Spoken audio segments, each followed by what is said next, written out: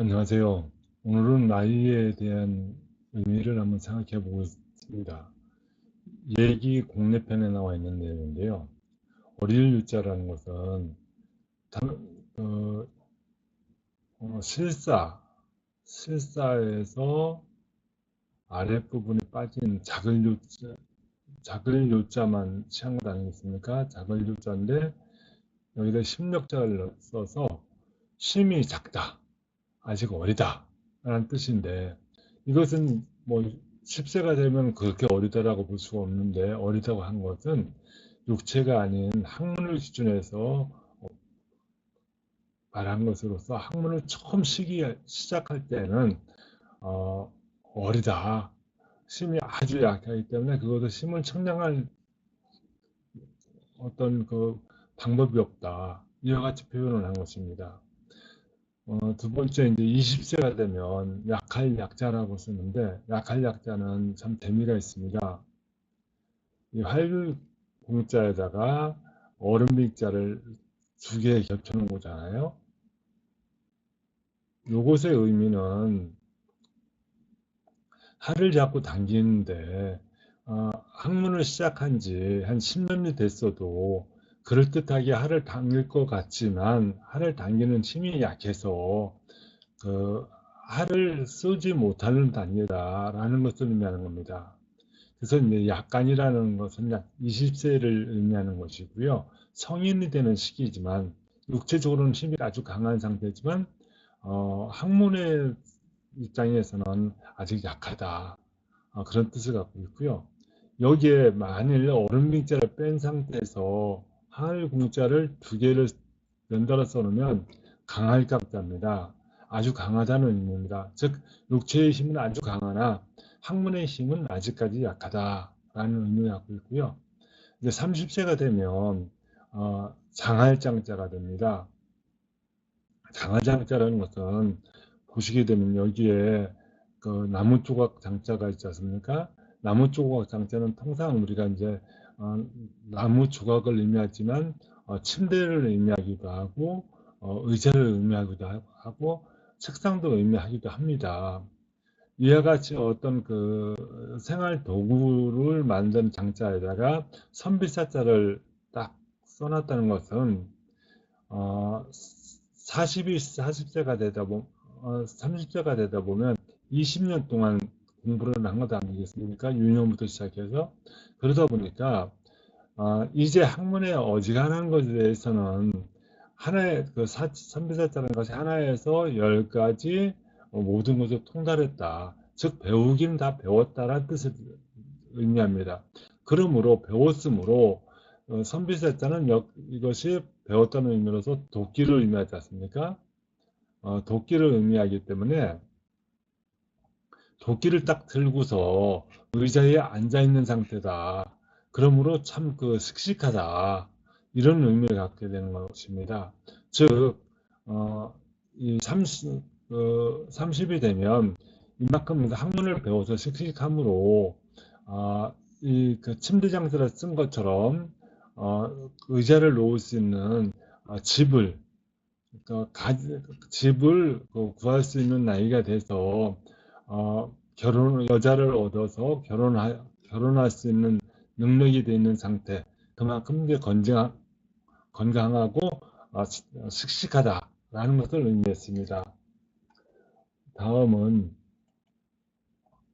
어, 이 인간세자인데요. 인간세자를 보면 어, 그좀 이렇게 생각을 하면 되겠죠. 이것이 열십자라고 한다면 스물입자는 어떻게 쓰겠습니까? 이와 같이 스물입자를 썼습니다. 그럼 여기에서 보면 이것이 열십자와 스물입자가 겹했으니 이것은 30년을 의미하는 거 아니겠습니까? 30년을 의미하는 것이므로 사람이 아까 조금 전에 그 30대에서 장자에서 보셨지만 30대에 결혼을 하니까 결혼을 해서 자식을 낳으니까 30세가 되면 어, 이한 세대를 구성한다. 그래서 그 하나의 그 세대, 한 세대를 30년으로 이야기하는 것입니다. 그래서 사람은 태어나서 학문을 배우고 공부를 하는 것이 30세부터니까 이것을 인간 세상일 때 세라고 합니다. 여기에 처음에 들어간 그 열십자에다가 조금 우측으로 꼽아서 요 자체를 스물이라고 하고 그 다음에 여기서 스물 입자라고 하는데 이런 의미는 좀 어, 잊어버리시고 십자가 세 개가 나란히 있으니 30이다 라는 어떤 그 개념을 가지시는 게 좋을 것 같습니다. 다음은 인생의 최전성기인 40세에 대해서 알아보도록 하겠습니다. 이 그 강할 강자는 40이 되면 아주 강하다. 이 강하기 때문에 이제 벼슬길에 나설 수가 있다. 육체적으로 힘을 강해졌으므로 벼슬길에 나갈 수 있는데 이 강하다는 것은 무엇을 의미하냐면 학문을 함에 있어서 이제 10세부터 40세까지 약 30년 동안 공부를 했으니 어디에 내놔도 학문이 뒤지지는 않는다라는 의미를 갖고 있습니다. 그 강하다는 의미를 표현하기 위해서 넓을 홍자를 썼습니다. 할공자에다가 이와 같이 그 사사로 사자를 썼지 않습니까? 그 넓을 홍이라고 하는 것은 하를 40이 되면 그 하를 딱 잡았을 때 요 그 팔꿈치 있지 않습니까? 팔꿈치 사자라고 볼 수도 있는데 당기는 힘이 워낙 강해서 그 넓게 나갈 수 있다. 당기는 힘이 강하면 강할수록 그 멀리 날아가지 않습니까? 그러면 더 넓게 날아갈 수 있어서 이것을 다시 이렇게 강하게 각자를 쓰고 밑에다가 벌레 총자를 썼습니다. 벌레 총자를 의미를 쓴 것은 이 벌레까지도 멀리 날아서 벌레까지도 맞출 수 있다는 그만큼 강하다는 의미를 갖고 있기도 하고 또 하나는 이 벌레라는 것은 번식력이 엄청나게 강해서 그 쌀 바구미 같은 경우 사람들이 먹는 쌀을 뭐 기승을 부리면 확 확산이 돼서 전부 다 먹어 치우더라. 그러므로 아주 강하다는 의미를 갖고 있다고 하기도 합니다. 그러나 그것은 이제 각자가 어느 것이 옳겠는가 생각해 볼 필요가 있을 것 같습니다. 다음 그 50대가 되면 쑥예자를 썼습니다. 쑥예자를 쓴 것은 이 학문이 이제 많이 완성이 돼서 그 정사에 관여해서 이것이 옳다 그르다 그 판단해서 실제 행동에 옮길 수 있는 이제 관리가 되어서 남을 조금 제거한 옳고 그름을 판단한다. 그래서 쑥예자처럼 이렇게 쑥을 예초기 예자 아니겠습니까? 벨 예자 예촉이나 이런 낫으로 뵐 수 있는 나이다. 이렇게 얘기를 해서 했는데 이것이 왜 굳이 다른 풀도 많은데 쑥 예자를 기준했느냐 하는 것은 쑥은 앞면은 푸르지만 뒷면에 보면 하얀 털이 박혀 있습니다. 하얀 털이 박혀 있다는 것은 이제 사람의 나이가 50이 되면 이미 몸은 좀 약하게 되기 때문에 머리가 희끗희끗 새치가 난 때라고 하는 의미까지 포함하고 있는 것 같습니다. 다음은 그 남을 제시하고 부릴 수 있었던 60대에 대해서 알아보겠습니다. 60이 되면 이제 나이가 들었지 않습니까? 그래서 늙을 노자를 간략형인 늙을 노자를 쓰고 그 다음에 비숍이 날일자를 썼습니다. 여기에서 늙을 노자는 나이가 들어서 나이가 들었다는 것을 의미하고 비수비와 날일자는 합쳐서 봤을 때 이것을 갖다가 맛지라고 하지 않습니까? 맛지라고 하는 것은 맛있는 음식을 의미하는 것입니다. 날일자는 밥을 쌀밥을 높이 담아서 그 고봉으로 담아가지고 고소한 냄새가 나는 그런 상태를 의미하고 비수비자는 수저를 의미합니다. 수저로 밥을 퍼먹는 것을 얘기하는데 이것은 이제 맛있다. 그래서 맛있는 음식을 먹어야 될 나이다. 60이 되면 몸이 아무래도 부실해지니까 음식을 먹어서 자기 몸을 건강을 지켜나가는 상태에서 어, 남을 지시하고 부리는 그런 나이라고 볼 수가 있겠습니다. 다음 늙을 노자 모든 것은 이제 자식이나 후진들에게 물려줘야 되는 70대입니다. 늙을 노자는 선비사에 또 삐침별에 비수비자가 써 있지 않습니까? 요것은 여기에서 이 선비사자나 흑토자는 사람을 의미하는 겁니다. 사람을 의미하는데 이 사람이 이게 삐침배를 보면은 유별나게 나이가 들어서 허리가 굽어졌다라는 것을 의미하는 것입니다. 여기에 비수비를 했다는 것은 수조와 같은 이제 막대기 지팡이를 짚고 서야 되는 상태가 되었다는 얘기입니다. 육체적으로는 이와 같이 됐지만 음, 이 학문적으로는 완전히 도달이 돼서 이제 전성기를 지났다는 얘기 아니겠습니까? 그러므로 이 늙을 도자가 의미하는 것은 모든 것을 이제 어, 자기 자식이나 후손들에게 물려주고 그리고 이제는 일선에서 물러나 조용히 자기의 인생을 살아가면서 학문을 가리키는 서당이나 뭐 훈장이 돼서 후진을 양성하는 시기로 살아야 되지 않느냐 이런 의미를 갖고 있습니다. 다음은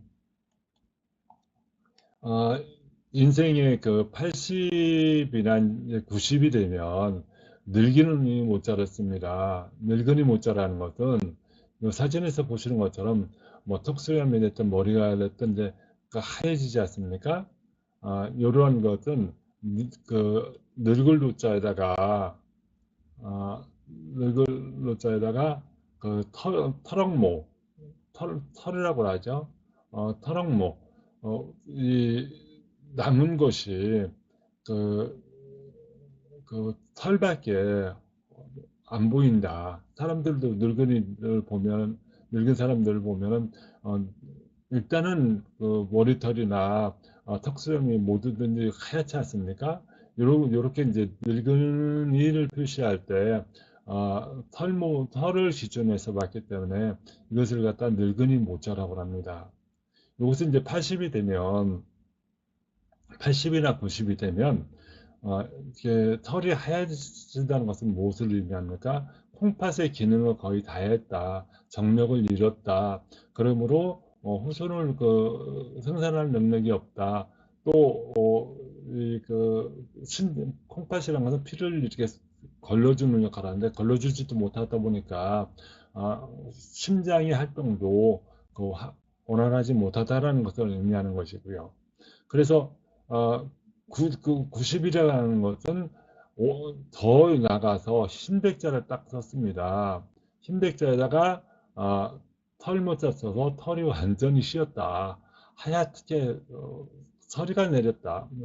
서리빨이다. 라는 것처럼 얘기하는데 80과 90이 이렇게 이제 인생을 다 맞춰간 시기로 털이 하얗게 된 사람들은 정신이 이제 혼란스러울 수 있으니까 어, 즉 자기 몸을 제대로 가누지 못하다 보니까 어떠한 죄를 지어도 그것을 벌할 수 있는 나이가 지났다라는 것을 의미하게 되는 것입니다. 그래서 뭐라고 하는 것은 80이나 90을 의미하는데 정신이 혼동스러워서 어떤 것을 스스로 원해서 한다 할지라도 그것은 그 죄라고 판단하지 못하기 때문에 벌할 수가 없는 나이가 됐다라는 의미를 갖고 있는 것입니다. 마지막으로 100세가 되면 기약할 기자라고 하는데 이 기자를 보면 원래 이 기자는 이렇게 이제 키라고 하죠. 어, 그 알곡식과 껍질을 분리시켜내는 키를 흔들어내서 이제 그것을 분리시키지 않습니까?